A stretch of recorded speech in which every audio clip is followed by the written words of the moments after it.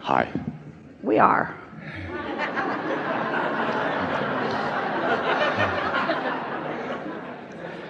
I don't know that I have any problems today. That's not what this is about. This isn't about problems. This is about co-creating at its best. Okay. A little tug of war here. Everything is going good. As it should. This is even better.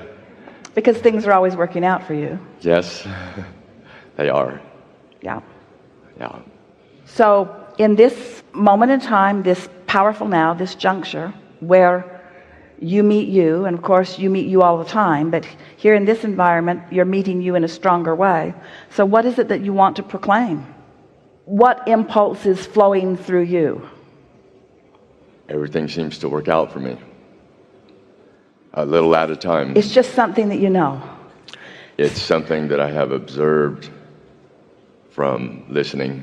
So you don't worry about the timing of it. You trust the timing of it. I trust it, yeah, 100%. And when an impulse comes, is that the indication to you that the timing for at least this impulse is now? When I ponder a thought and it comes to pass in a positive way by clarifying it, then I count that as it worked out.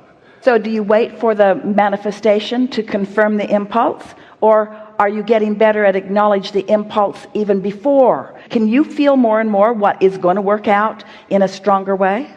What we're asking is, do you believe that you are getting better at focusing? In other words, because this is what we want you to hear from us. This is what we feel so strongly around you. So you figured this stuff out. You've been listening and you figured it out. And now you're in a place where you are, let us begin again.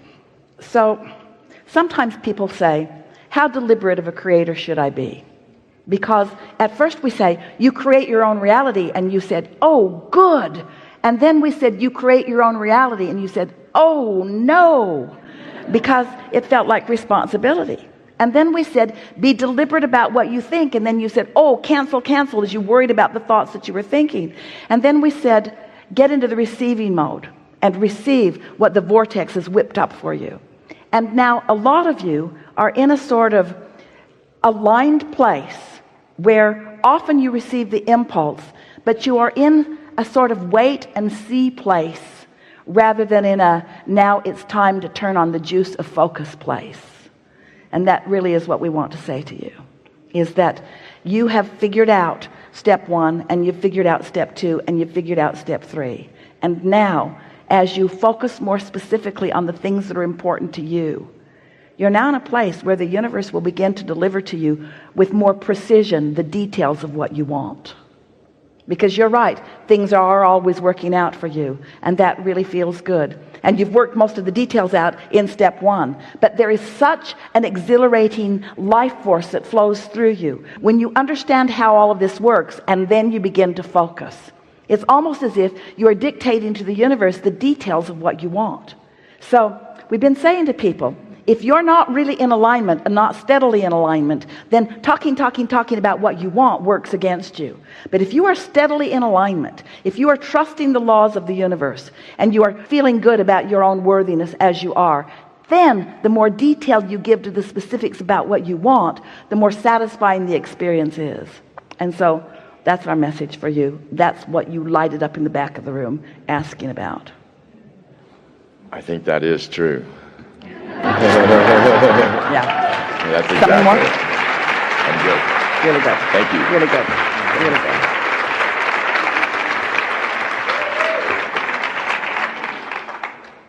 Do you like being the creator of your own experience? Yeah. Do you like being the accidental creator of your own experience? Do you like being the deliberate creator of your own experience? You like being aware of what you're creating? You like that hands-on feeling? Yeah. I had a really wonderful interaction with my kids this morning. They have started to be interested in listening to the Getting into the Vortex meditations. My daughter said something hilarious that I wanted to share with you, which is that she said, Papa, I don't understand any of this, but it's sure fun to listen to. Says it all, doesn't it? It really does. Yeah, because on some level she is feeling the harmonics of it. And she understands more than she is ready to acknowledge. Yeah. There's much more taking place in a gathering like this than the verbal interaction. It's a vibrational interaction, and that's what she's describing, is that feeling of resonance. And so her mind is making sense of the vibration of it. Isn't that interesting? It feels good to her. Your mind makes sense of the vibration of things. And the thing that is the most confusing to children is when their mind is making sense of the vibration of things, but the words say something confusing. And so that's why it's always a good idea to talk to your kids as much as you can, but only talk to them when you know you're in alignment. But talk to them as much as you can, but only when you know you're in alignment. But talk to them as much as you can, but only when you know you're in alignment. Because the rest of the world's talking to them all the time. But it's nice to have someone who's talking to them from that place that feels so good. Yeah, really good. I've been curious the whole time that I've gotten to know the teachings of Abraham, since the first time I ever heard Esther's translation, about the sense of humor. And just simply, is that part of Esther's translation, or does the universe just absolutely have a sense of humor? Because that would really explain a lot. Some of both are true, because Esther likes fun more than all other things put together. And she likes funny. She gravitates to that. But what you're feeling mostly, because unless you're in the vibrational vicinity, you don't make the connection. So it's about timing. It really is about our understanding of where you are and our desire to pull you into alignment through that timing. That's why it kind of catches you by surprise. Aren't the funniest things usually the things that you didn't know you were ready for, and suddenly there you were? It's about timing. It's about vibrational momentum. Also, you'll never meet anybody who can read a crowd better than we can, because we've got your number. We know where you are in relationship to everything that you want, you see. And so here we move along, and then all of a sudden there's a very strong awareness that here we go. Yeah. I also wanted to express my appreciation for Esther in that, not only about the translation, but in the examples that she's willing to share in these moments of her own life and her own experience and her own work. Oh, she's unconscious. We just take them and run with them. Her willingness is always there, and we are appreciating that too. But you know why it's easy for her to be willing for that? Because she rests mostly in the vibration of alignment with us. So she has that delicious place of knowing our love and appreciation only for her. She doesn't feel embarrassed, because when we are flowing through her, she knows that we feel the value of all of it, you see, because there is no wrong place to be. All of your inner beings feel that way about all of you. I realized on the way home from the last time that I visited with you, what's come up before just today, that I actually have that too. I was driving home and I said, it isn't the same. It's not the same focus and the same intensity that Esther feels, but I have it too, and it comes. And like you said, it's when it comes, you can't help it. You can't help but say the truth. We want to give you something important. It's not the same for Esther when she's in her car all alone either. When she's in a room here with you, with all of your asking, it's a different experience. In other words, the calling of you makes this more. It makes it more pointed. It makes it more powerful. Can I ask too, I heard you speaking with a British gentleman, it was maybe in the last few years, and he was describing himself as having a bipolar disorder. And it was a beautiful conversation that you had, in that, one, you said, call it what you will, but you're just alive. You have an incredible power of focus, you told this man, and that comes out on either end, and that you can get extremely focused on the negative end and extremely focused on the positive end, and that you were encouraging this gentleman to control his contrast better and to start to be able to stay in the lane better. Be aware when you're on the rumble strip, so that you don't get off in the bar pit before you try to correct it. Yeah. And although we also said everyone's bipolar to some degree, because bipolar could be in the vortex, out of the vortex, in the receptive mode, not in the receptive mode, in alignment, not in alignment.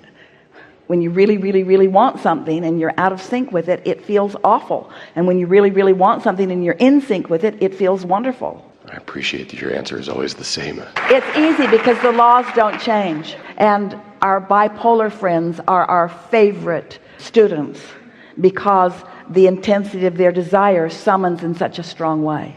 I want to share with you one more thing. I heard you had a similar idea of everything's always working out for me as something that resonates. It just does. And I was thinking, wouldn't that be fun to have that in my vehicle, so that I was always thinking about that, because I spend a lot of time there. And I put little things around the house and stuff like that too. And then you said, well, we do that in the bus, and we had it actually on the dashboard so that it reflects in the windscreen so that you can see it, so they've written it backwards. And so I spent a little bit of time trying to figure out how to write it backwards and going to the mirror and being like, oh, close, going back. And then it was so exciting when I got it done. It's like, I got it. And I put it on my dashboard and was very excited and went about having one of the worst days I've ever had in my life, and just thought that was, with a little bit of hindsight, thought that was hilarious too. And I just wanted to share that. There might have been a little more struggle in that than was necessary. Right? Yeah. Or doubt. I mean, just maybe having it there in my face caused me to wonder if that's actually true for me or not. And it's true, but it's often difficult to avoid doubt if you've trained yourself toward experiencing doubt. When you can step back a little bit from that and acknowledge everything is always working out for me, no matter how it looks, because I'm putting something in the vortex at a minimum, and source energy is working on it also. And so it is all working out for me, whether I'm in the receptive mode of it or not. It is working out for me, whether I'm in the receptive mode of it or not. It is all working out for me, whether I'm in the receptive mode or not. Ooh, I'm in the receptive mode. Now I can really feel and really witness how it's working out for me. And so it's helpful to know that whether you can see it or not, it is always working out for you. And then, if you really want to play it a way that will serve you so well, everything is always working out for me and you. It's always working out for me and you. So then Esther is thinking, okay, I like the idea that it's working out for me, and I love the idea that it's working out for others, but what if we are not working out very well together? Then it's working out for you because you go that way and you go that way. The universe is never saying that it has to work out in this particular way. It is always working out. And you're right, it does take a level of trust. And once you get to that place, it only takes a little bit of thinking about it. It's like, we touched on this earlier, when you set an intention and you deliberately hold yourself in the vibrational vicinity of that intention, and then you watch it play out, it gives you more belief in your ability to focus. But when you want something and it's not working out, and that's what you're noticing, then it takes your belief away that things are working out for you. But knowledge of the way the universe works, all the doubt away. You could say things are always working out for me, but I'm holding most of the good stuff off for later. That was meant to be funny. Things are always working out for me, but apparently I'm not quite ready to let them manifest in this moment. But as long as you understand how it works, as long as you understand how the laws of the universe work, and you begin to get a handle on how you feel, then you can relax in the knowing that things are always working out. You haven't eaten lunch yet, have you? And you're probably getting ready to want to eat lunch, aren't you? And yet we don't feel any real fear or trepidation here. Oh, just that one. That things are not going to work out for you in that regard. In other words, you've had enough experience to know that you're probably going to eat today. Probably. And so as you come to realize that things are always working out, and you realize that it doesn't matter how big it is, it's not more complicated than just finding lunch today. In other words, it's just one impulse that leads to another and leads to another. There is nothing that you cannot be or do or have. There is nothing that is off limits. There is nothing that is holding itself apart from you. Everything that you could even conceivably want is working its way into your experience. And to the degree of your readiness, it's showing itself to you now and now and now and now and now. So good to know. Thank you for the stove metaphor. Yeah. Yeah. And we want you to follow the evolution of stove metaphor. In other words, it's hot, but how hot is it? Is there relief right now? In other words, yes, I certainly will jerk my thought away from whatever it is that's bothering, but what am I going to replace that thought with? What thought am I going to practice? What's my new set point relative to that? Really good. Really good. Enough? Yeah. This is a very good time for a segment of refreshment.